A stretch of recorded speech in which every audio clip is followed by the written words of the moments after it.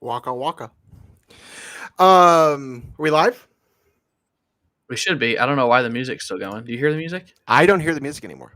Oh, it's because I was watching the show. Get off your other screen, Craig. Come I on, we've been also over this. pressed the wrong intro. I wanted a nice little I wondered Halloween about that. intro. I had some questions pertaining to our intro music. We'll get to that in a second. Hello, everyone. This is No One Asked Us. He is Craig Choate. I am Logan Lee, or better known as Fozzie Bear. It's the Halloween episode. I decided to partake this year. Craig didn't, but that's okay because I don't usually ever participate in Halloween. My lights are already up and ready to go on tomorrow. So, happy Halloween. Yes, two questions.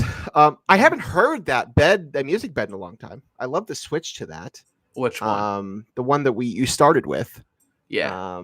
We haven't had that one in a while, so kudos to you. I love that. Love that move from our producer. The countdown was kind of like Bon Chicka Want Want music. Like it was like I was just getting into the feels. I clicked the wrong one. But yeah, we're here. Like, share, subscribe. If you're in the comments, there it is, the Halloween episode. If you're in the comments, let us know what's up. Let us know where you're watching. We're going to talk some Illinois football, some Illinois basketball. We're going to call this the basketball preview show. We'll talk a little NFL. I just going to throw this out there. Did not wear this Fozzie Bear costume as a troll to the Bears. Didn't even think about that until I saw your tweet referencing the Bears. I'm like, oh, wait. This is not a troll job. This is just my Halloween costume. But yeah, we're going to talk about all these things. Wasn't great. So not a great weekend for most sports fans in the state of Illinois. I think there's a large number of them that are probably Illinois and Chicago Bears fans. So I feel bad for all of you. Craig, how are you? Happy Halloween Eve. How are you? Good. Yeah. Good. Yep. That's there it? is just good new here. Yeah. Nothing to report, huh? No, we're trucking along. Okay. Do you want to comment on your backdrop? It's like it changes every week. It feels like you're in a different setting. And it's just different. It's just something that the viewers are gonna have to get used to. Yeah, this is gonna be it for a while. You're gonna put like a poster up there, like gonna put the No One Asked Us artwork above you, or nope. Okay, that's great. This is it. That's fine until we move again. This is what I'm working with. Are you dropping news? No. Oh, okay. No. Fair enough. This is where we're at. Fair enough. I mean, this was nothing fun. This has been my space for a long time. Granted, I don't really use this space anymore. I use it just to do this show. Allison uses this office full time on a consistent basis. So this is more of her office anymore, but it has all of my stuff still here. But I'm just glad we started the show normal today. That's true. Last week was a bit of a cluster. I had some tech issues that kind of derailed everything for the first solid 10 minutes of the show. I went back and watched your freak out, your fumbling around, trying to figure out what was going on, if it was me, if it was you, all these things.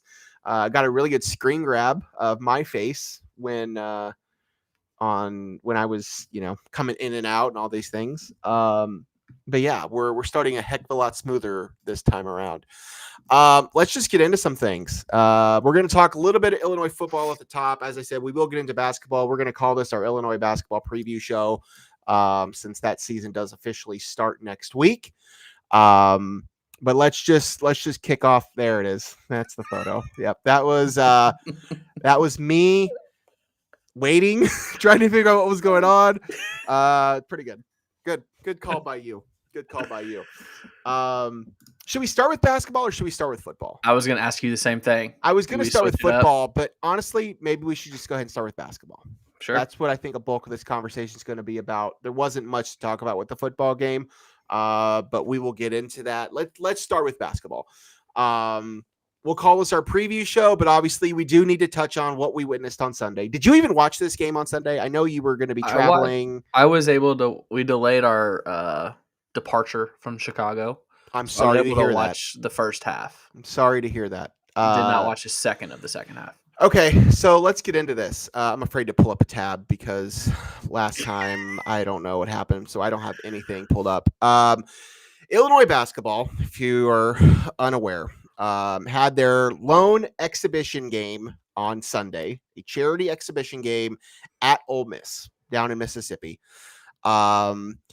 Basically, what we saw was a talented but very inexperienced and not together Illinois team versus a very experienced, much older Ole Miss team. And the better of those two teams prevailed. Illinois looked awful in this game. I know I was very excited to tune into this, to see this team in action. We've been hearing about some of these new players for weeks, months. I've been hearing all sorts of positive vibes about Kasparis Yakashonis and about Will Riley and about Tomislav Ivicic and Ben Humrickhouse and Trey White and all these names that we have heard about ad nauseum and only seen clips from Twitter, what Illinois social media wants you to see. And it wasn't pretty. It wasn't pretty when it all came down to it. Ole Miss jumped out to a very, I don't have the numbers up in front of me. I didn't bother to pull it up. I'm not going to go over the numbers. Ole Miss jumped out to a very early lead. I got it if you want to throw what you were going to say. Largely in part to Illinois' offensive woes and defensive woes, but also Ole Miss just didn't miss for the most part. They've hit their first like 5 or 6 consecutive shots, and most of them were threes. So like right out the gate, it was a struggle for Illinois. And it just never really got better. I know you just said you were driving in the second half. I wasn't really giving it a lot of attention in the second half. So I don't think we need to dive in too much of the specifics of this game. Again, it was an exhibition game. It does not count in the standings. But I think this was an intentional move by Brad Underwood. And I don't know if we've talked about this before. This game had to originate at the Terrence Shannon draft party because both Brad and Chris Beard were there. Yeah. I don't think anybody's mentioned that or said that anywhere. I haven't heard it said anywhere, but they were both in attendance there. I have to think that this game originated at that party. That's a good thought. I did not put 2 and 2 together because that would have been in April? June or no, NFL drafts April. That would have been like June, right?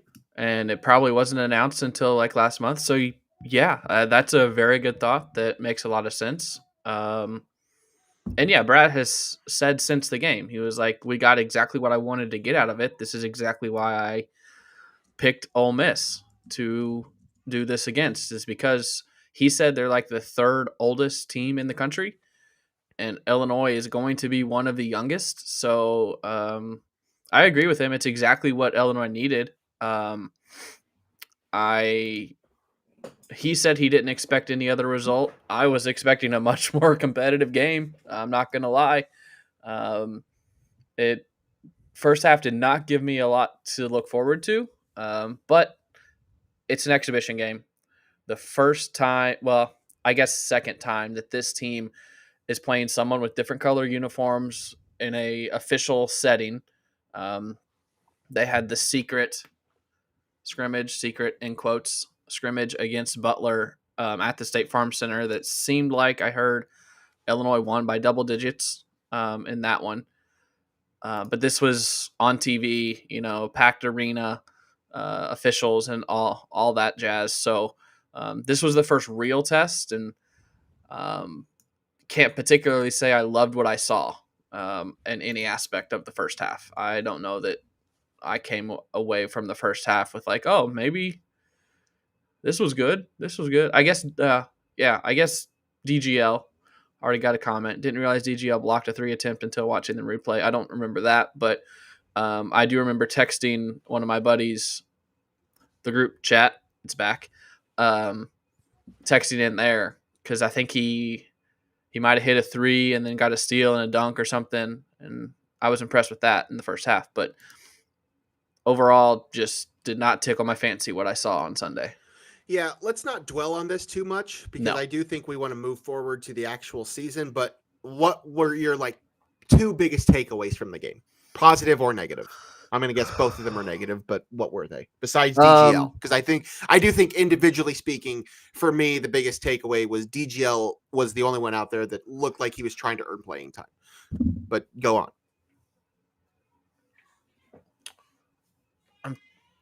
I mean, box score wise, looking at the box score, because I didn't see much of him in the first half, I don't think. I mean, Marez Johnson played 13 minutes. He had 7 points and 6 rebounds. He didn't come in until late in the first half. Yeah. He was like the last guy off the bench. So 13 minutes, 7.6 rebounds. If you expand that out to a normal like 40-minute game, if he plays the whole time for 25 minutes, that's 14 points, 12 boards. You'll take that every single day. 3 or 4 from the field, 5 defensive, 1 offense. He was 1 of 4 from the free throw line. So box score looking, I like that. I don't have a whole lot else. I mean, I really don't know. I thought KJ Kasparis looked pretty good. He had 4 turnovers, 5 assists, 6 rebounds, 12 points. I see what everyone's talking about. Obviously, this wasn't his best game, but it's just like we're gonna repeat it. Sunday was his first time in an opponent's arena in college, and he goes and puts up 12, 6, and 5. Can't really ask for much more. So I thought he was good. I saw this on Twitter after the fact, and we still don't know if we're going to have Tomislav for the beginning of the season, but just his defensive presence down low, and I think you can couple it with Marez. Last year, I mean, Dane was a big body, but I felt like he got pushed around a little bit. People are not going to be able to push Tomislav around. Their big tried to back him down, and Tomislav did not let him into the paint. And I think that could be a huge benefactor this season on the defensive end. The defense as a whole, the first half, I mean, Ole Miss was getting wide open every single shot. So that is a major work in progress.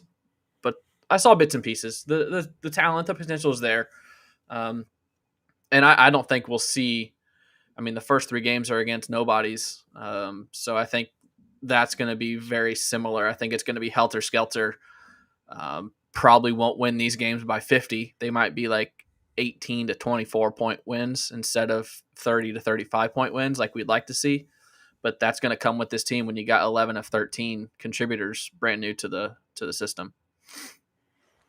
Hi, Mom. Waka waka. Yeah, I mean, I think to me the biggest takeaway, aside from the defense, was that this team just looked like an inexperienced group that hasn't played together.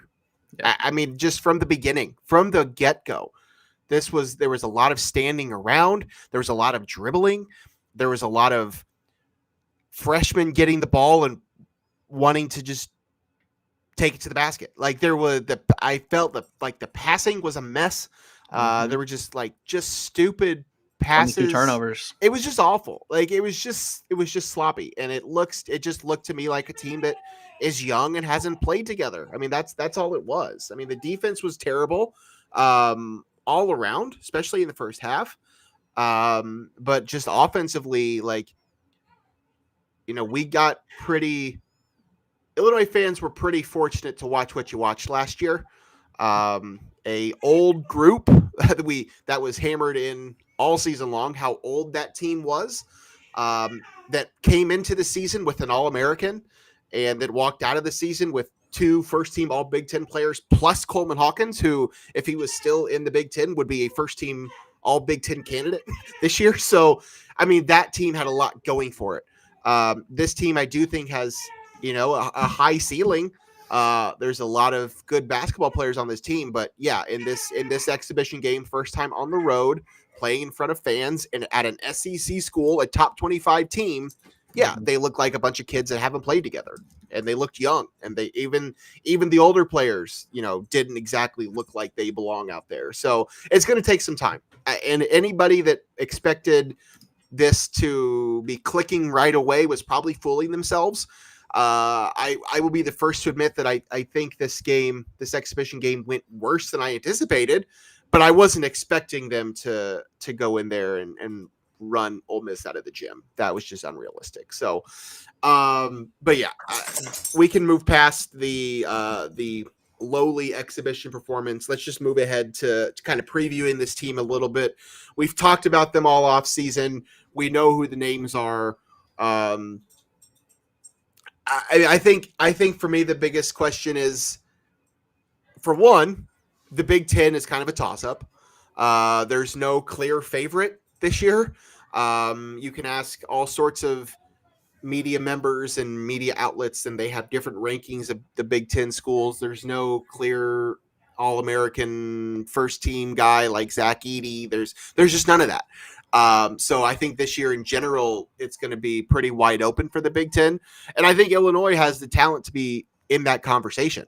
Now, granted, that team's going to have to look a lot different than how they look right now. And I think they will. It's a long season. But for me, the biggest thing is probably just, getting things playing together, being on the court and getting game action. And I think that we have, I think there are some good things ahead.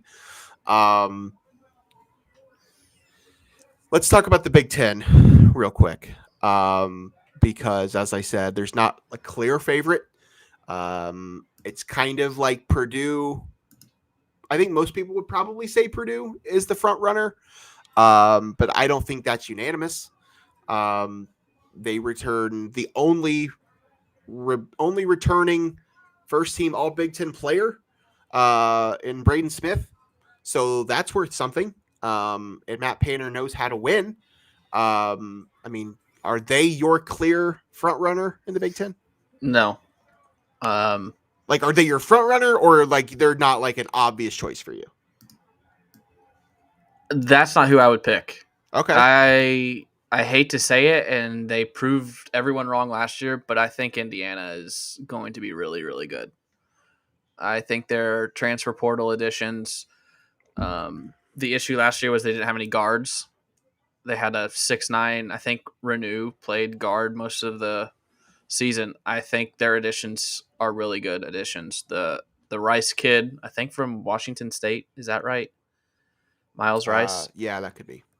And then of course the guy from oh hey, the guy from here from Champaign, Luke Goody, adds some shooting that they definitely struggled with last year. So I think Indiana is the favorite and who I would back, as much as I hate to say it. And then, I mean, the books have Oregon and Michigan State and Ohio State tied for third. I don't know that I see that.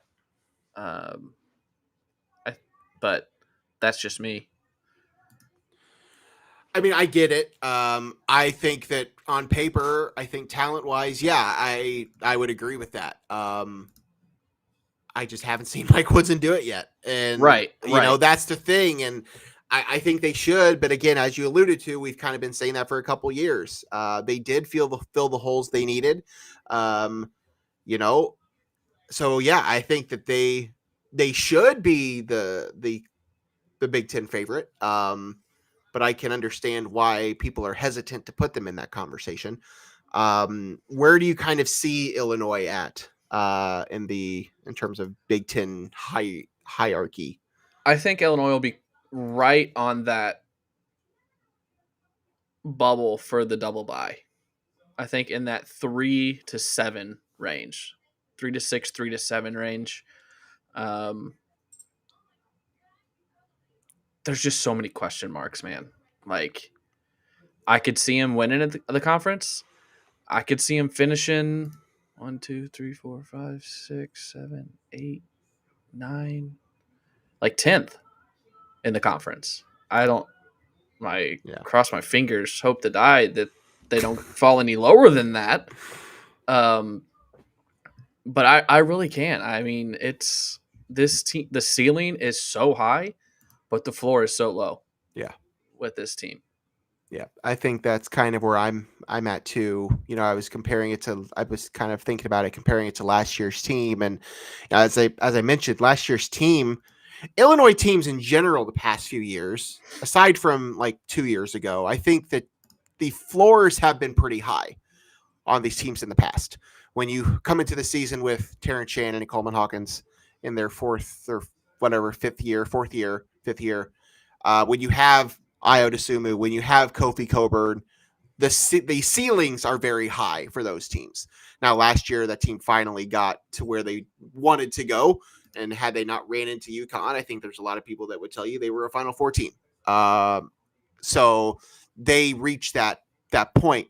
I don't know if this team has a higher ceiling than last year's team, but I do think I get the whole this is the most talented team. I understand those comments. I do think that when you stack up individual players and depth and all these things and skills and all, yeah, I can see the talent. But I think you're asking a lot. You're asking a lot of inexperienced players. You're asking a lot of freshmen, international players. I just think, as you said, there's just too many question marks for me to like confidently sit here and say they're going to win the Big Ten or they're even going to be top 3 of the Big Ten.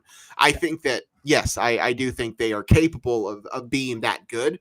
I think they're probably more likely to be in that 5 to 7 range, maybe 4 to 6, something like that. I think that's probably they're more likely where they're going to fall.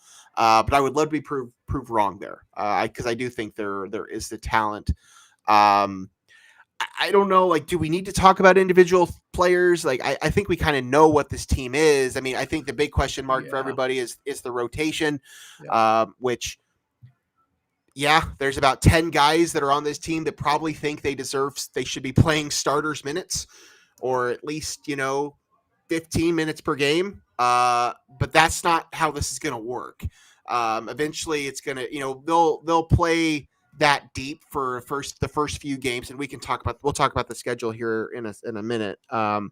They will probably play that deep for a while, maybe even into the Alabama game. They might still be trying to figure things out, but I really do think by the time we get to, December, I think they're going to have a much smaller rotation, and I think you're going to have probably some unhappy dudes that think they should be playing more than they are, and maybe they should be, but ultimately you're not going to have a 10-man rotation.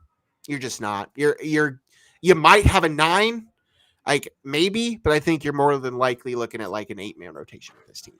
So who those 8 guys are, honestly, as I sit here on October 30th, I don't have a clue.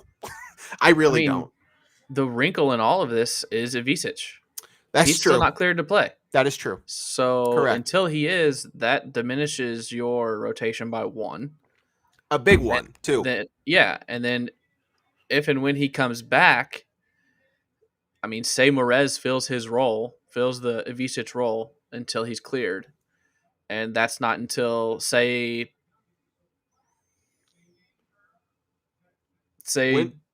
bragging rights, say 6 weeks, and Morez is averaging 9 points and 8 boards. Like, it's not just going to be a straight swap. Like, Morez, right. At that point, Morez will have earned his spot.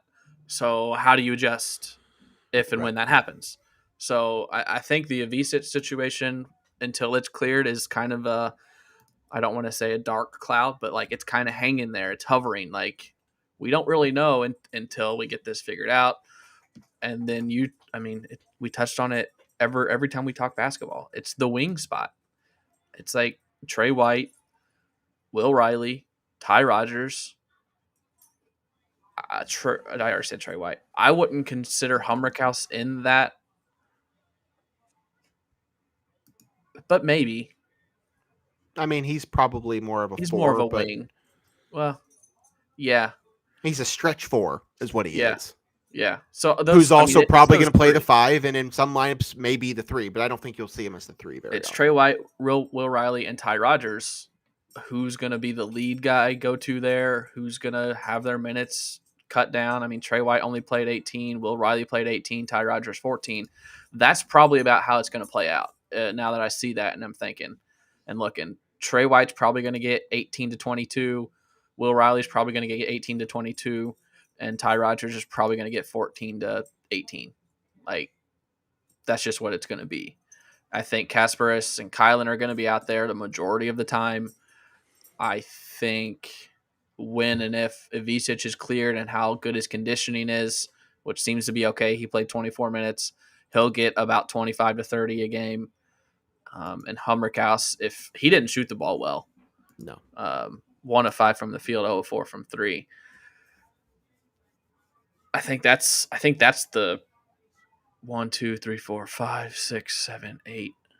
That's the 9 right there. I don't see Booth contributing too much. He'll get spot 5, 6, 7 minutes. He'll contribute if Ivicic is not out there. Yeah, he'll be the backup 5. Booth's a depth. He's a depth piece. So I see the 9 and 8 until Ivicic comes and gets his eligibility. To me, I think the biggest thing here that, who's going to assert themselves as the alpha dog on offense and who's going to assert themselves as the alpha on defense. I think those two things are still in play because I don't know who they are. Mm-hmm. And I don't think Brad knows who they are.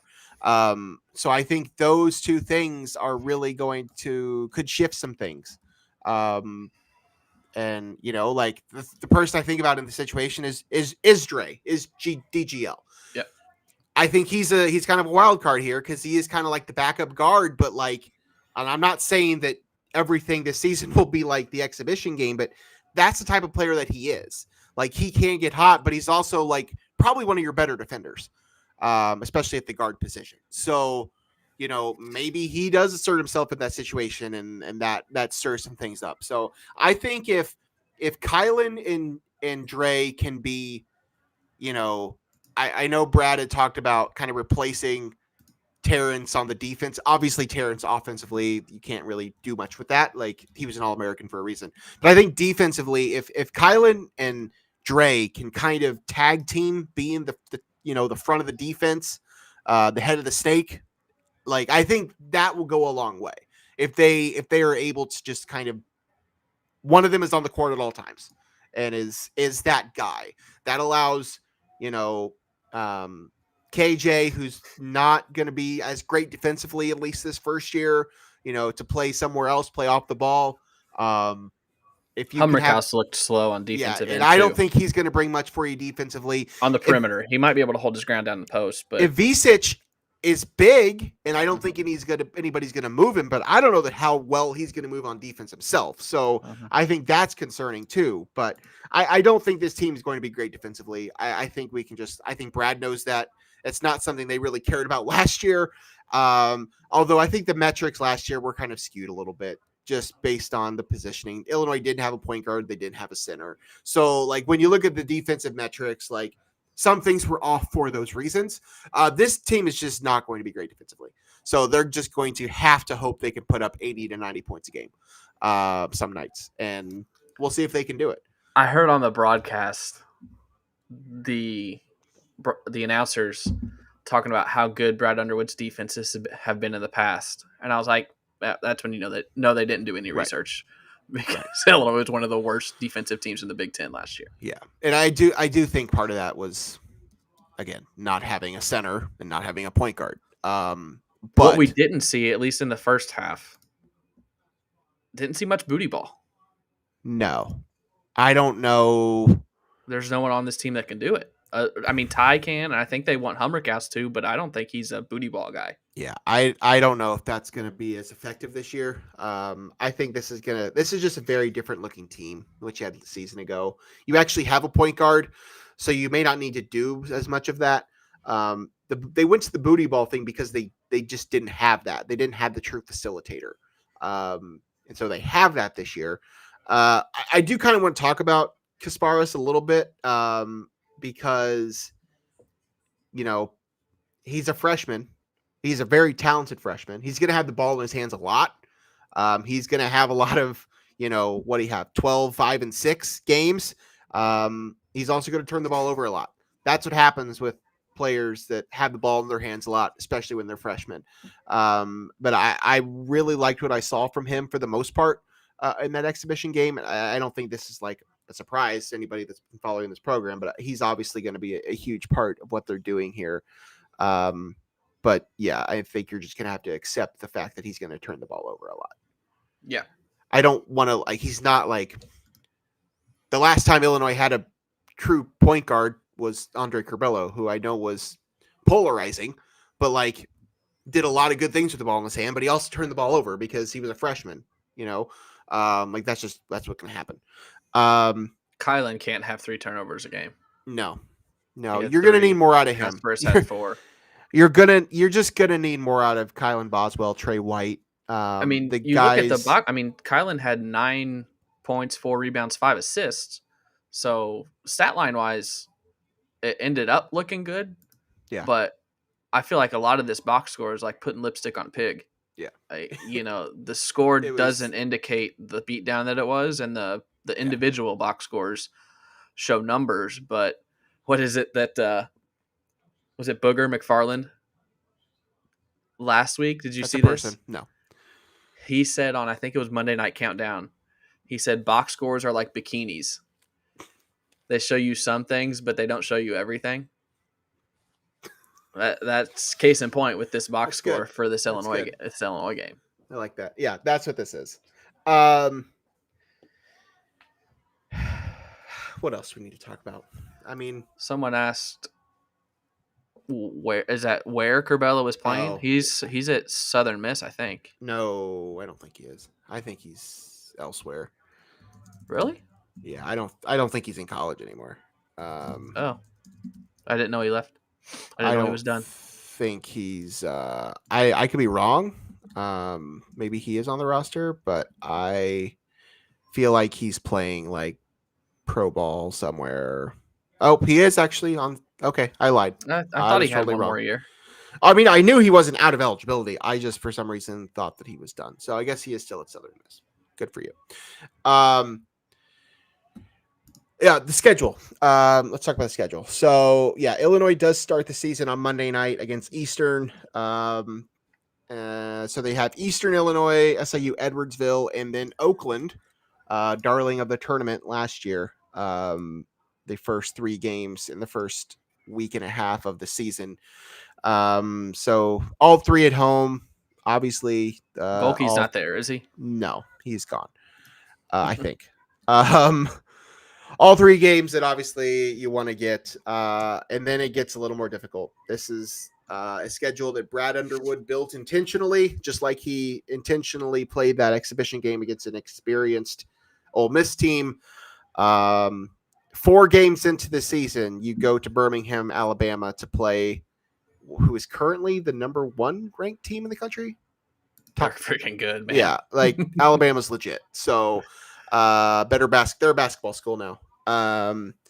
So yeah, that's don't tell Kalen DeVore, our boy Kalen DeVore. Don't tell him that. Well, he's already on the hot seat. No, it's an exaggeration, but if he loses to LSU, yikes. So yeah, Alabama on Wednesday, November 20th. So that's going to be a big early test for this team to see where we look in early on.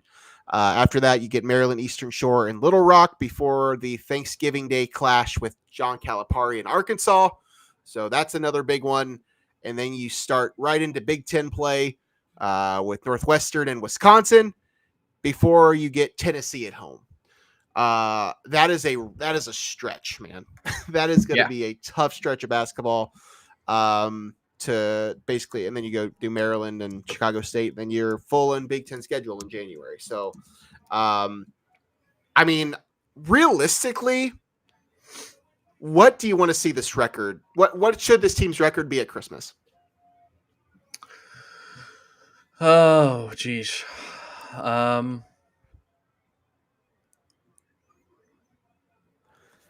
think you have to win at least. I would love to have 7 wins. I don't know where they come from. I think they'll be 8-3. I think they'll be 9-3 going into Big Ten play. You think they'll have 8 wins by Christmas? Yeah. Eastern, Edwardsville, Oakland. Sure.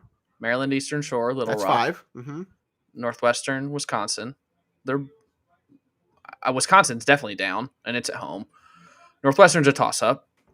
So what do I have? That's 7. Tennessee's a loss, and Missouri's a win. Okay. All right.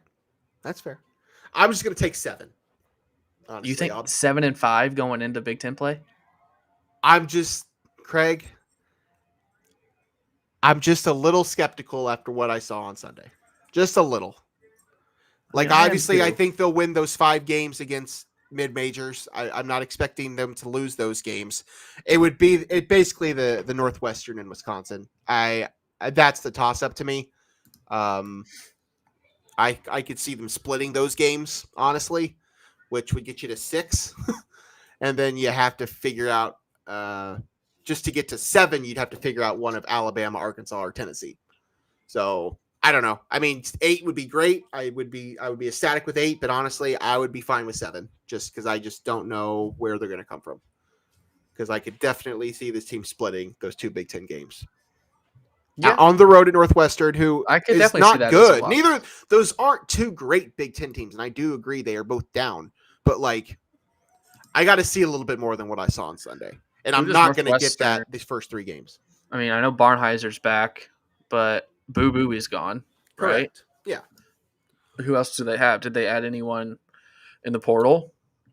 Let's look at their roster real quick. I don't want to spend too much time on Northwestern, but Brooks Barnheiser, they still have Ty Berry. Nick Martinelli, I know that name. That will, I mean, for what it's worth, that will also be their Nicholson. first. That'll also be the first true road game for this team. Now, granted, one of those games is in Birmingham, Alabama, so that is very much a road game, but it's not on campus. At least that's where Ole Miss helps. So I think that's one of the factors that I will not be shocked. At. I would not be shocked if they split those Big Ten games and they're at 7 wins at Christmas. I won't be shocked. Be ecstatic with 8 if they can find 8 wins. Great. So yeah, and then Big Ten schedule starts in January. I don't think we need to jump that far ahead. What do you want to see from this team in these first 3 games? Like, I know you can't necessarily judge a lot by Eastern Illinois, Edwardsville, and Oakland, but like, what do you, as a fan and somebody that cares deeply about this stuff, want to see in these first 3 games before they play Alabama? Wins. Great answer. I mean, I say that half joking, but it's true. True. Yes. Like I said, 11 of these 13 can't lose guys those are games. new. That is correct. So as long as you win, it's better to learn from a win than learn from a loss. So start the season 3-0, get some familiarity with each other against someone wearing a different uniform, figure out more of a rotation. Honestly, you know what I want to see? Here's my answer. What's that? I want to see Thomas Slavovicic cleared to play. That would be great.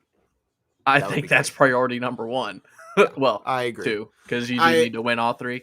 Until that happens, we're not good. It's like Kentucky last year. They didn't know what they had until they got a Vicic. Now they ended up didn't matter too much because he didn't get eligible till the end of January. Yeah, we're not going to know what this team is until we have the full roster, and we're not going to have the full roster until he's cleared. Yeah, I like Morez Johnson. I think he's going to be a great player, and I think he's going to be a huge part of this year's roster.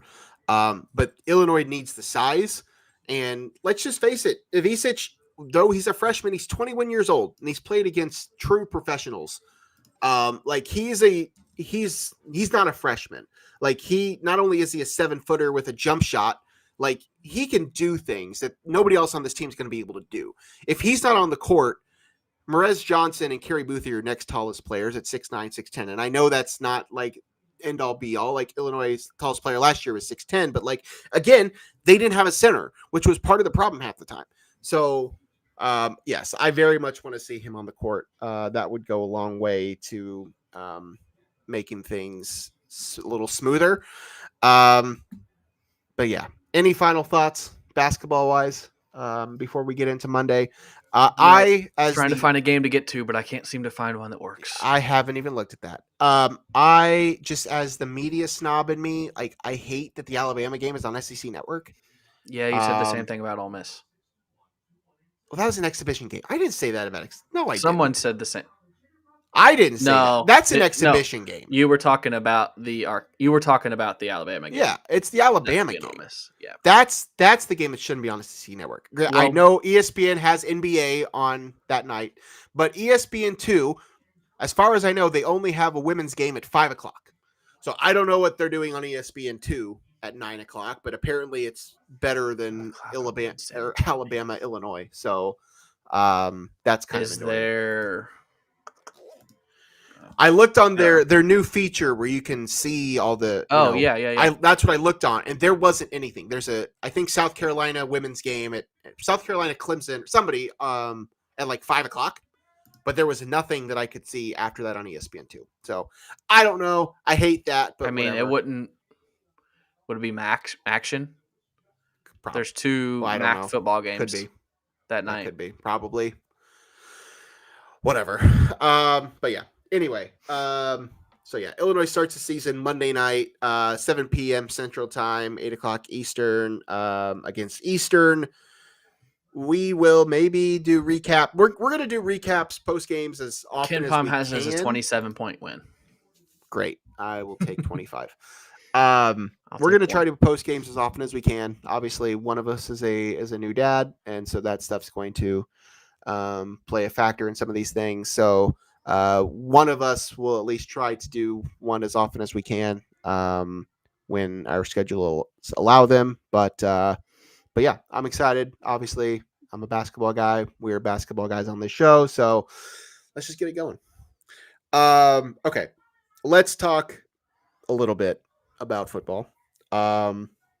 Illinois goes to Oregon on Saturday night, and about like expected, gets beat pretty good by the number one team in the country.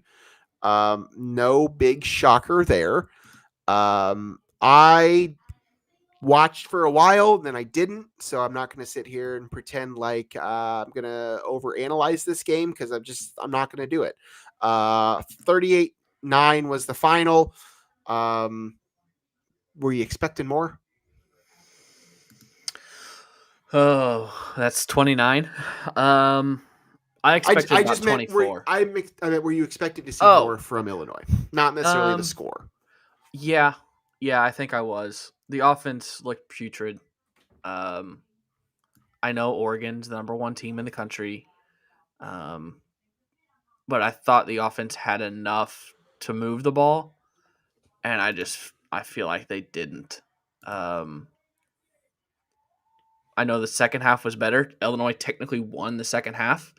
What was it, 9-3 or whatever? But I thought this team was better than to get put behind like they did. Was it 28-0 or 28-3, something like that? I did not see that coming. So, well, no, it was 35-3 at halftime. So yeah, when did Illinois score the field goal? I don't. First quarter, sometime. Yeah. I don't know. Yeah, I just expected at least more push into the Oregon defensive zone, or it was 14-0 when Illinois scored. For the first time, so. Well, I was. They looked unprepared. They looked scared, like they weren't ready for the moment. All the stuff that you don't want to see, especially when you're playing number one. You have to go in with your pads on fire, and you have nothing to lose. Like this team, they had nothing to lose. So go play your best. And I just felt like they were not. They obviously did not do that, and they look scared.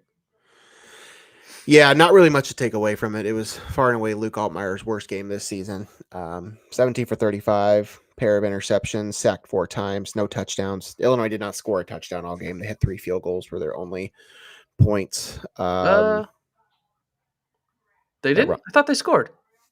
Oh, you're right. They did. I was thinking it was all field goals. No, you're right. It was a touchdown in this. I forgot what it was, but I remember they scored. It was a run, Valentine.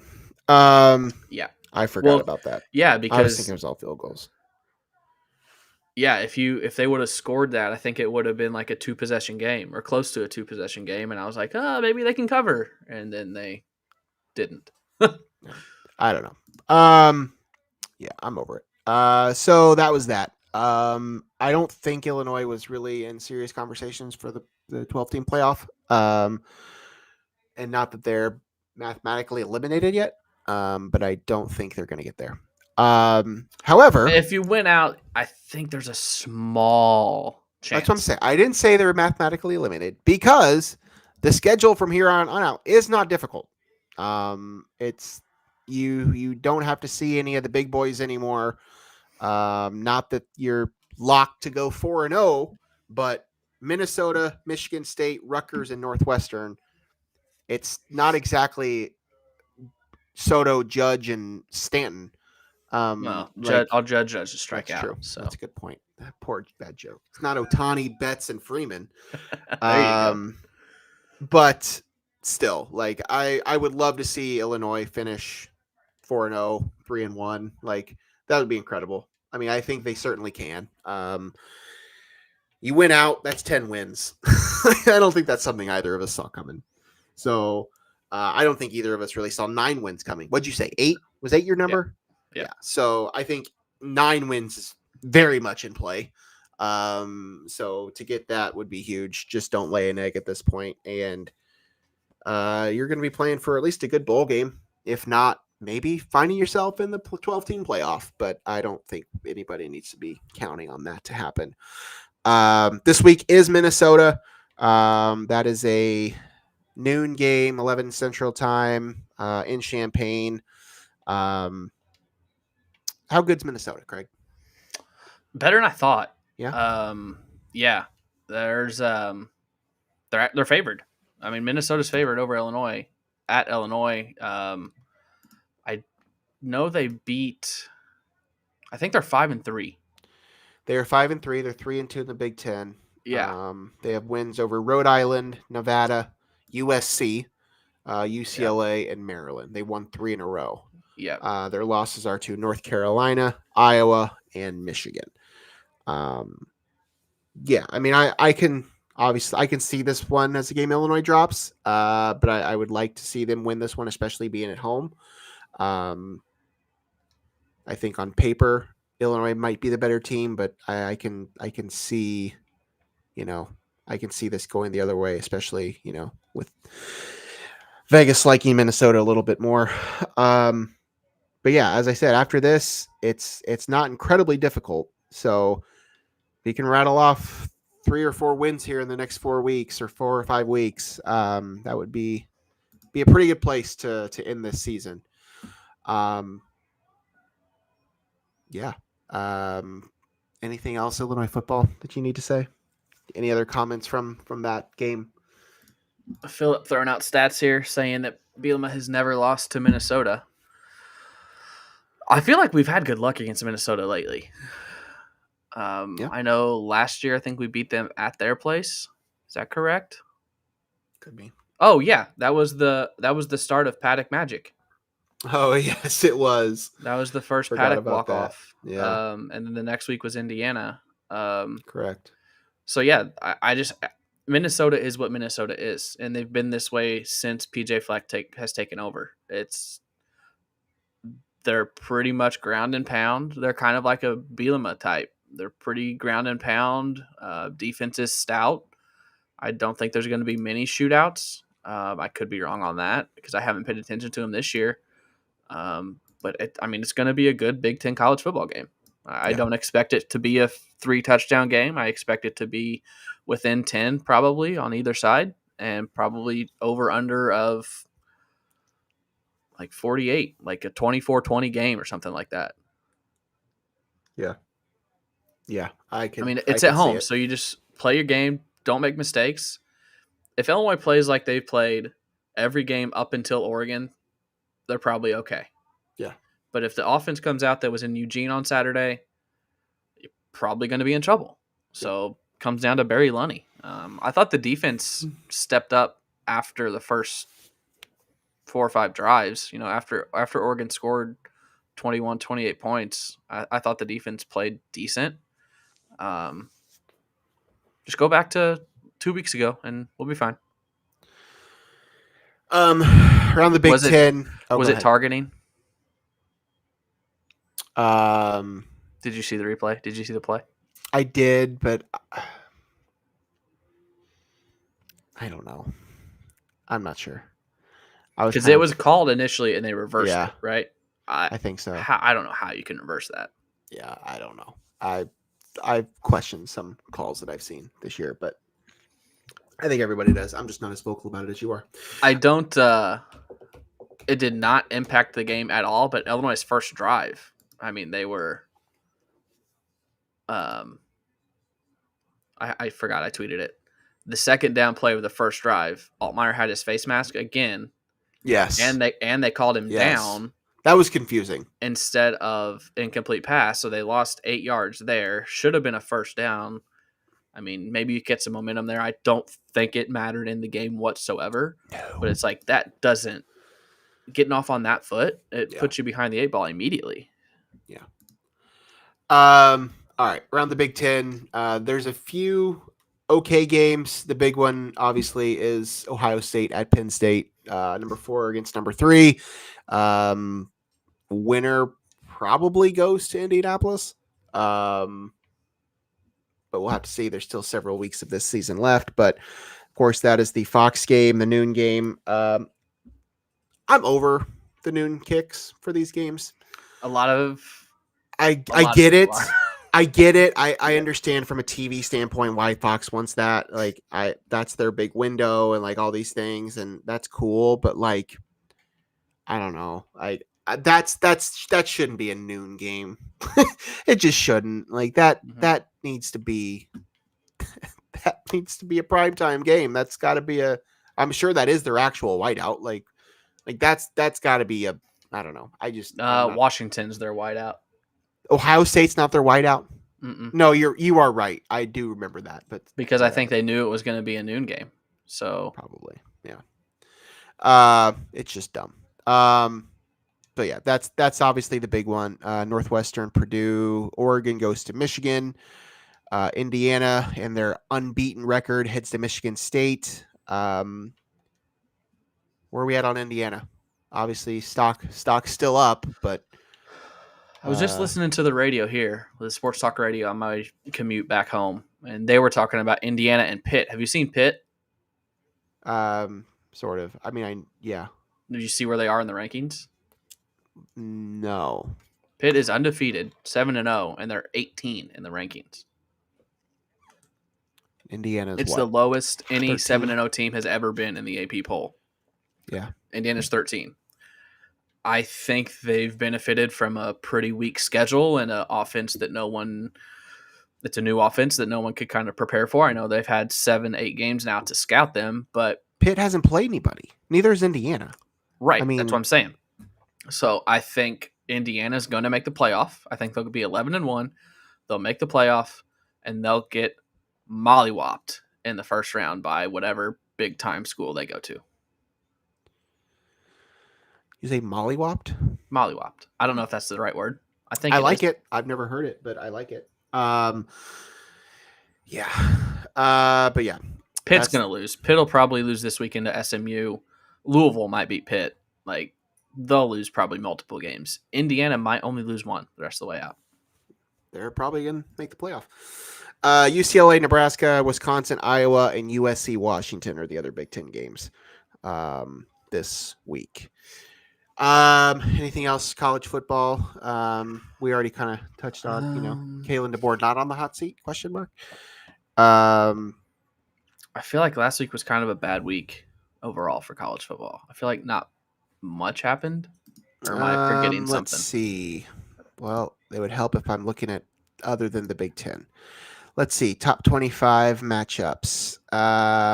Ohio State barely got by Nebraska last week. Yep. Texas barely got by Vanderbilt. Yep. I didn't honestly watch any of these games. Notre Dame handled Navy pretty solid. Alabama shut out Missouri. Kansas State barely beat Kansas. That was close. And SMU barely beat Duke. So there were a few at least close games in the top 25. We haven't been really talking about the playoff. The Rankings first come out next ranking week. comes out. Yeah, it's like election day, right? Election night, yeah. Which makes no sense. I don't know why they wait till Tuesday. Nothing like dividing our country. Do it Monday at halftime of Monday Night Football. Like, I don't know why they wait till Tuesday. They want to give people something else to watch other than. Which I'll be watching that. I will not be watching election coverage. 4 years ago, it took like 3 weeks to verify it, so I know it's probably going to take a month. I know. Okay. You're are the Bears one of your teams, or are we? Yeah, by proxy. Okay. I mean, my in-laws. So I'm in Chicago all the time. You weren't watching the game because you were driving. No, I was. We were home. Oh, you were home by this. Yeah, time. Okay. Yeah. We got home in the second half. Okay. I was at McAllister's picking up food for dinner while deli. watching on my phone. Love it. When it happened. Okay. Well, everybody has already kind of covered the Hail Mary. Yeah. Hail Maryland. Yeah. Yikes. That's my reaction. As a non-Bears fan. Yikes. That's all I can say. Yeah, I mean, I think worse than the play is how the coach is talking about it after. Like, he said the 15 yards on the play prior didn't matter. Well, if you don't let him get those 15 yards, that Hail Mary is going to be 20 yards short, not at the goal line. So, yeah, it kind of mattered. I think Eberflus is proving to be a joke. I think I tweeted this as I just talk about how I'm tweeting less, and the last 2 points I've made have been from tweets of mine. I think Shane Waldron, as of right now, is just as bad, if not worse, than Luke Getsy. Does not know how to call an offense for Caleb Williams or the receiving core that he has. He has 3, I will say, all-pro potential wide receivers and an all-pro potential tight end. Not all-pro, Pro Bowl potential receivers and tight end, and just doesn't get them the ball. All comes back to the offensive line being just putrid, that Williams doesn't have time to get him the ball. So you know what happens? Guess who traded for DJ Moore and DeAndre Swift today in fantasy football? And already had Keenan Allen and Cole Kmet. So I have 4 Chicago Bears. That seems like a poor life choice. Oh, yeah. Why would you do that to yourself? I just need running back and wide receiver depth. I also got DK in the deal, so all right, fair enough. It's 2 separate trades actually. But yeah, I mean the Bears are bad, the Cowboys are bad. Not I wouldn't say the Bears are bad. I think the Bears, they're good, but their schedule's so hard. I don't think they'll be in the playoff contention. I think they'll probably win 7 or 8 games. But they should be more fun to watch than this with everything they've got. Oh, I also have the Bears defense on that fantasy team. So sorry for your loss. Yeah. I feel like there was something else NFL that I wanted to like bring up and see your reaction to, and I can't remember what it is now. Would this be Anthony Richardson, or would this be how about your that? Christian McCaffrey trade, or no, the trade that I just talked about was my pivot away from McCaffrey. Gotcha. I traded a 1st round pick for DK and DJ Moore. And a 2nd round pick for DeAndre Swift. Okay, fair enough. I stayed away from McCaffrey. A couple people said do it, but the injury scares me, so I didn't do it. I can't think of what it is, but there was something I wanted to bring up and get your reaction to, and now I cannot remember what it was. Oh, NFL. Chase and Sydney faced off against each other. Yes, that is true. I didn't. First time that's ever. The game that we did watch in Chicago. Canadian part of it. Brothers. First time ever identical twins have played against each other. Okay. Yeah. Okay. Yeah. That was cool. But unfortunately, no, I did not watch that one. Yeah. I can't think of anything else. I know I will as soon as we get off here, but I can't think of what it was for football. Okay. We haven't talked much baseball. Game 5 tonight. Does this go to Game 6? Do you care? Have you watched? I've watched reluctantly. I said I wasn't going to. I really don't care. I wish they both could lose, but if I had to pick, I think I would prefer the Yankees win, as opposed to the Dodgers. I don't think it gets to 7. They might win tonight, but I don't think it goes to 7. How about the guy reaching over the fence yesterday? Or he didn't even reach over. He just kind of the glove was in his lap. How about but the still. coverage that it's gotten? Well, like, did you? Jesse Rogers did a freaking fluff piece on it. Yeah. Like, what are we doing? The craziest thing is Gronk. He went to college with Gronk. Gronk said I partied with him all the time. He played ice hockey at Arizona. Of course. He said that's exactly him. He's just a big doofus. Yeah, that was big yikes. Yeah, Game 5 tonight. Dodgers up 3-1. I've watched here and there, but I'm more interested in the series finale of Agatha All Along tonight on Disney Plus. Heard good things. It's good if you're into, spooky season. It's more spooky season really than it is Marvel stuff, but yeah. But yeah. What else? I have had Domingo stuck in my head for 2 weeks. From Saturday Night Live. And I cannot get it out of my head. And we had a work Halloween party today. Obviously, I didn't dress up. A couple people did. If I would have thought of it before this morning, I would have got a wig and just went as Domingo because it is such an earworm. Yes. I forgot about that sketch. Yes, that was good. SNL as a whole isn't great, but I'll watch clips after the fact and go back. I always watch Weekend Update, but that song, I've been singing it this whole episode in my head. I forgot. It has not been in my head, but that's good. That's good. Marcelo, he's great. He's coming up on my TikTok now from his stand-ups this past week. Oh, okay. And it's like I'm just gonna get this out of the way now, like the first thing, because people are gonna expect it now. Yeah, that was good. That was good. Now I still watch every week, but it's not what it's not great anymore. But it is the 50th season, so I'll definitely be watching through that at least. For sure. Anything else? Anything else that we need to touch on? No. Dressing up tomorrow? Mm-mm. Halloween? Trick-or-treating? Nope. We don't do trick-or-treat. Obviously, he's probably too young to do it, and we turn our light off because of the dog. If people just keep knocking on the door, he'll go crazy. So, of course. So I don't think we'll do anything. He's got a little kind of like Frankenstein onesie. I think we're gonna put him in with it's got the sock hat with the bolts coming out the side. So I love it.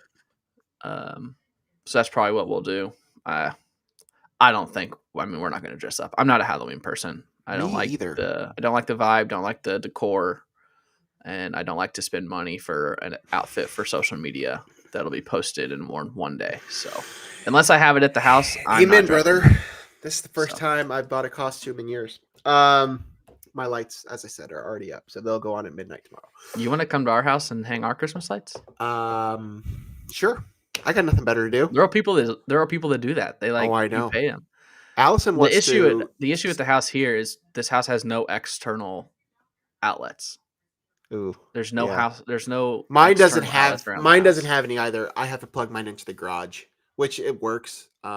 Just go under the garage door. Yeah, I just have to go under the garage door. That's what I do. But yeah, my house doesn't have any external outlets either. I think it may have one that doesn't work. I think. Yeah. But yeah. I don't think anything else. Yeah, I think that's it. Okay. Let's go have some dinner. Let's shut this down. Thank you everybody for tuning in, chatting along, watching back later on or listening back wherever you're watching or listening. We appreciate you, all of you. Don't know what the future will be for this. We'll just, make sure you give us a follow and hit that bell button to get notified when we come on. As I said earlier, we're going to try to go back into post games, I think, but it probably won't be every game. So we'll just kind of, go with the flow and see what happens. So, but yeah, that's going to do it for us. Any final thoughts, Craig? Nope. Okay. For Craig, I'm Logan. We'll see you guys next time. Happy Halloween. Go vote, America.